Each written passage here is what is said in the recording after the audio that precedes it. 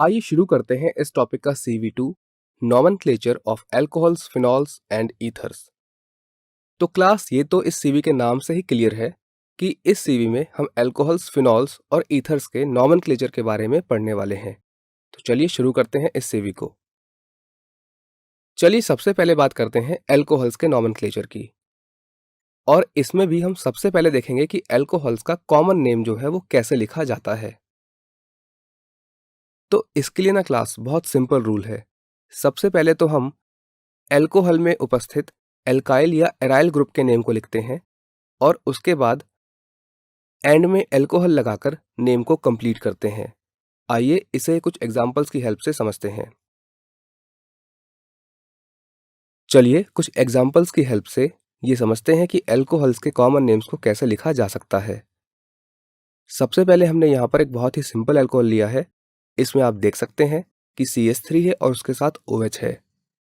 तो इसका नाम होगा मिथाइल एल्कोहल, क्योंकि हमने यहाँ पर सिंपली जो CH3 है यानी कि एक एल्काइल ग्रुप है जिसका नाम मिथाइल है उसको लिखा और एंड में OH के लिए एल्कोहल लगाकर नेम को कंप्लीट किया। इसी तरह से यहाँ पर एक और एल्कोहल है। यहाँ पर आप देख सकते हैं कि एक आपका C2H5 ग्रुप है और OH लगा हुआ है। C2H5 को तो हम इथाइल बोलते हैं, हम सब जानते हैं, तो इसीलिए इसका नाम होगा इथाइल एल्कोहल।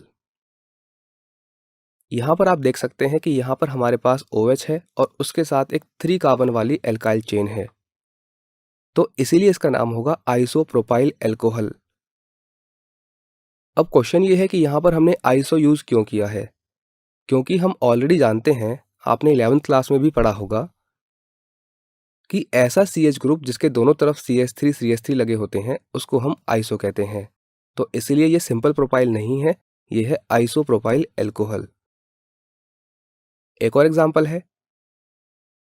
इस एग्जाम्पल में भी आप ये बहुत क्लियरली देख सकते हैं कि यहाँ पर OH है और उसके साथ जो एल्काइल ग्रुप लगा हुआ है उसमें 5 कार्बन्स हैं, क्योंकि हर कॉर्नर पर एक कार्बन है। तो हम गिन सकते हैं कि 1 2 3 4 5, यहाँ पे टोटल 5 कार्बन्स हैं। तो इसीलिए इसका नाम होगा पेंटाइल एल्कोहल, क्योंकि यहाँ पर जो एल्काइल ग्रुप है वो पेंटाइल है। यहाँ पर एक और एग्जाम्पल है। इस कंपाउंड का नाम है नियोपेंटाइल एल्कोहल, क्योंकि हम ये जानते हैं कि यहाँ पर जो एल्काइल ग्रुप है वहाँ पर एक कार्बन ऐसा है जो कि फर्दर 3 कार्बन्स के साथ यानी कि 3 CH3 ग्रुप्स के साथ जुड़ा हुआ है, और ऐसे स्ट्रक्चर के लिए हम यूज करते हैं नियो।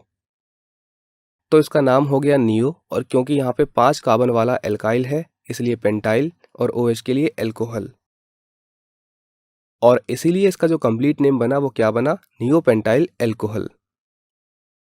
यहाँ पर एक और कंपाउंड है।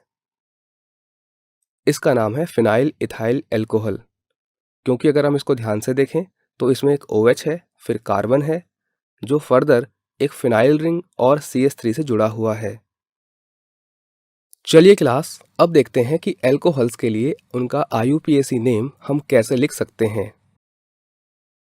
किसी भी कंपाउंड का IUPAC नेम लिखने के लिए जो कॉमन रूल्स होते हैं उसके बारे में तो क्लास आपने 11th क्लास में पढ़ा ही होगा। एल्कोहल्स का अगर हमें IUPAC नेम लिखना है तो उसके लिए जो सफिक्स यूज होता है वो होता है OL, यानी कि ओल। सफिक्स का मतलब होता है कंपाउंड के नेम के बाद में लगने वाला एक सिग्निफिकेंट नेम, जो ये डिफाइन करता है कि वो कंपाउंड्स के किस क्लास को बिलोंग करता है। आइए देखते हैं कि इस ओल का यूज हम कैसे करते हैं। तो क्लास, इसके लिए हम क्या करते हैं कि जो हाइड्रोकार्बन्स यानी कि एल्केन होते हैं उसके ई को हम हटा देते हैं और उसके जगह पर हम ओल का यूज करते हैं, और इस तरह से एल्कोहल्स का नॉमेनक्लेचर किया जाता है अकॉर्डिंग टू IUPAC। चलिए इनको कुछ एग्जांपल्स की हेल्प से समझते हैं। ये हमारा सबसे सिंपलेस्ट एल्कोहल है CH3OH, जिसका कॉमन नेम आप ऑलरेडी जान चुके हैं, दैट इज मिथाइल एल्कोहल। अब देखते हैं कि इसका IUPAC नेम हम कैसे लिखेंगे।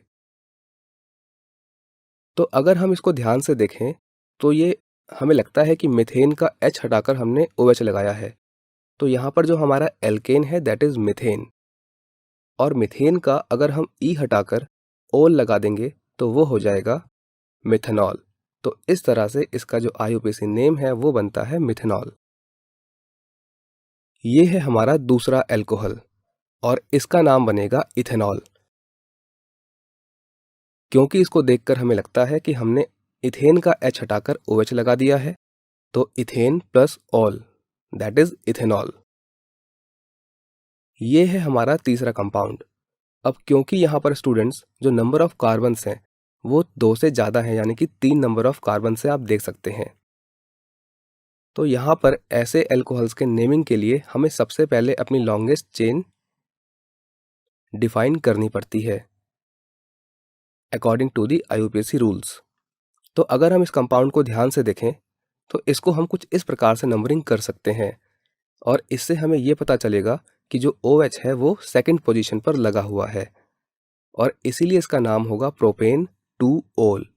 यानी कि हमको सिर्फ ये नहीं बताना होता है कि इसमें ओल लगा है, हमें ये भी बताना होता है कि ओल किस पोजीशन पर लगा है। ये है हमारा नेक्स्ट कंपाउंड। चलिए अब इसकी नेमिंग करते हैं। सबसे पहले हमने डिफाइन किया कि यहाँ पे कितने कार्बन्स हैं, तो आप देख सकते हैं कि यहाँ पर 5 कार्बन वाली लंबी चेन है और सेकंड कार्बन पर OH लगा हुआ है, तो इसीलिए इसका नाम होगा पेंटेन 2 ओल। ये है हमारा नेक्स्ट एल्कोहल। इसका भी कॉमन नेम्स आप जानते हैं, अभी अभी हमने देखा था कि इसका कॉमन नेम था नियोपेंटाइल एल्कोहल। अब देखते हैं कि इसका IUPAC नेम क्या होगा। सबसे पहले हमने लॉन्गेस्ट कार्बन चेन को नंबर दिया, तो हमने देखा कि यहाँ पर हमारे पास 3 कार्बन वाली लॉन्गेस्ट चेन है जिसमें फर्स्ट पोजीशन पर एल्कोहल लगा है यानी कि OH लगा है, जबकि सेकंड कार्बन पर 2 मिथाइल ग्रुप्स लगे हैं। तो स्टूडेंट्स ऐसे कंपाउंड्स के लिए हमें सबसे पहले जो सब्स्टिट्यूएंट्स हैं यानी कि मिथाइल ग्रुप्स, उनके नाम देने होते हैं और उनकी पोजीशन देनी होती है।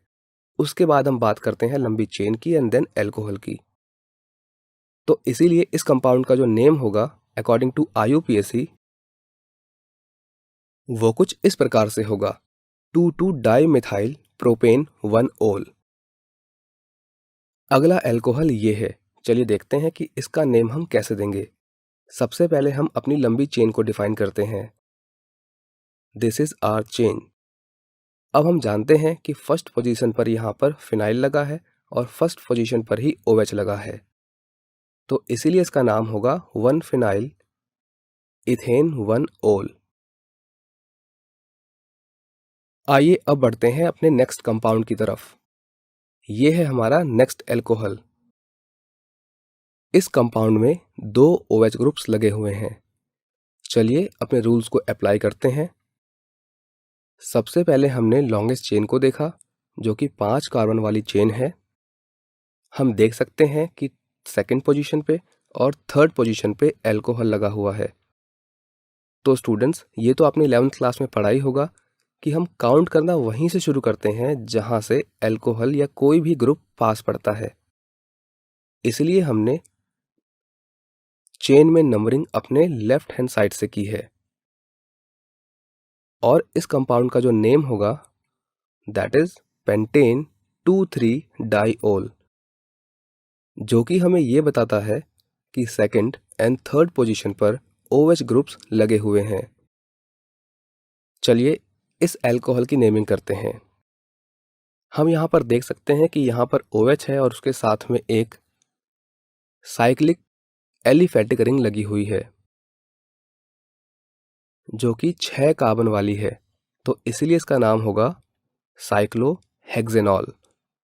साइक्लो क्योंकि ये साइक्लिक कंपाउंड है, हेक्स क्योंकि यहाँ पर 6 कार्बन वाली रिंग है और ओल एल्कोहल के लिए। ये है हमारा नेक्स्ट एल्कोहल। अगर हम नंबरिंग दें तो आप देख सकते हैं कि हमने नंबरिंग एल्कोहल की तरफ से शुरू की है और 5 कार्बन वाली यहाँ पर लंबी चेन है। अगर हम ये देखें कि कौन कौन से सब्स्टिट्यूएंट ऐसे हैं जो कि छूटे हुए हैं, तो उसमें है 2 मिथाइल जिसमें से एक सेकंड पर और एक थर्ड पोजीशन पे है और फोर्थ पर है क्लोरो, तो इसीलिए इसका नाम होगा 4 क्लोरो 2,3 डाइमिथाइल पेंटेन 1 ओल। क्योंकि हम जानते हैं कि IUPAC नॉमेनक्लेचर लिखते वक्त अगर एक से ज़्यादा सब्स्टिट्यूएंट हैं तो उनमें से जिसका अल्फ़ाबेटिकल ऑर्डर में नाम पहले आता है उसी को हम पहले लिखते हैं। मिथाइल M से है, क्लोरो C से है, इसलिए हमने पहले 4 क्लोरो लिखा है। अब यहाँ पर स्टूडेंट्स एक बात इंपॉर्टेंट है कि जब हमारा OH ग्रुप 1 कार्बन पर यानी कि पहले कार्बन पर लगा हो तो ये जरूरी नहीं है कि हम उसकी पोजीशन को डिफाइन करें। तो इसीलिए इस कंपाउंड को हम ऐसे भी लिख सकते थे, 4 क्लोरो 2,3 डाइमिथाइल पेंटेनॉल। ये है नेक्स्ट कंपाउंड। अगर हम नेमिंग करें तो देख सकते हैं कि 1 पे एल्कोहल है और सेकंड पे मिथाइल है, और ये एक साइक्लिक कंपाउंड है जो कि 5 कार्बन वाला है और ये एलिफेटिक भी है, तो इसीलिए इसका नाम होगा 2 मिथाइल साइक्लोपेंटेनॉल।